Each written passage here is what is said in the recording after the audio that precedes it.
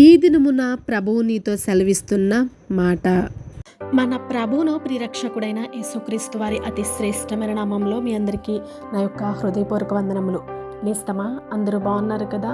నిజముగా బైబిల్ గ్రంథంలో మనకు యోబు గారి గురించి తెలుసు కదా. యోబు గారు రెండంతల ఆశీర్వాదంను పొందుకోవడానికి కారణాలు కూడా తెలుసు. నిజంగా మనం అన్నీ తెలుసుకుంటున్నాం, అన్నీ తెలుసు, సేవకులు మనకు అన్నీ కూడా వివరిస్తూ ఉన్నారు. కానీ నిజంగా అవి పాటిస్తూ ఉన్నామా? ఒక్కసారి ఆలోచించు. నిజంగా పాటించలేకపోతున్నాం, కానీ ఇక నుంచి మనం పాటిద్దాం. ఎందుకంటే దేవుని రాకడ అతి సమీపంలో ఉన్నది. దేవుని రాకడ వచ్చినప్పుడు మనం ఎత్తబడాలంటే అవన్నీ కూడా పాటించే వారంగా ఉండాలి. నిస్తమా, మనము ఆ యొక్క యోబు గారు చెడుతనాన్ని విసర్జించారు, యథార్థంగా జీవించారు.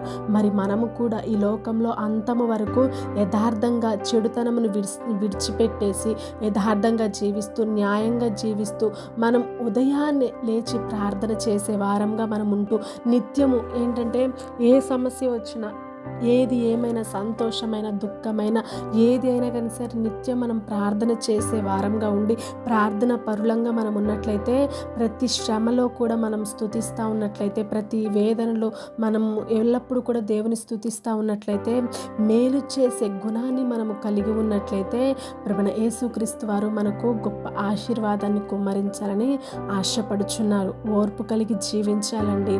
మన కొరకు కాదు, కానీ ఎదుటివారి కొరకు మనం ప్రార్థించే వారంగా ఉండాలి.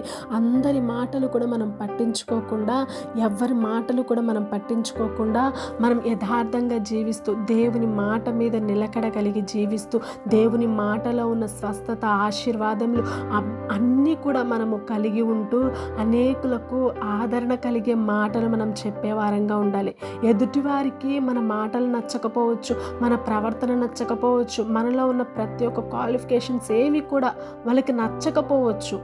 కొంచెం ఒకవైపు ఒక కోణంలో చూసి మనల్ని అపార్థం చేసుకుంటవచ్చు. కానీ నీవు యథార్థంగా జీవిస్తూ, నీ మనసు దేవునికి నచ్చితే చాలు, నీవు దేవునికి నచ్చితే చాలు, అప్పుడు మన ప్రభువు రెండంతల ఆశీర్వాదంను మన మీద కృమ్మరించడానికి సిద్ధంగా ఉన్నారు. కాబట్టి ఈ విధంగా జీవిద్దామా? దేవునికి అంతమ వరకు నమ్మకంగా ఉంటూ అనేకమైన ఆశీర్వాదములను, మేలులను పొందుకుందుముగాక. ఆమేన్. Praise the Lord. దేవుడు ఈ మాటలు దీవించి ఆశీర్వదించి మన హృదయంలో ఫలింపచేయునుగాక. Praise the lord.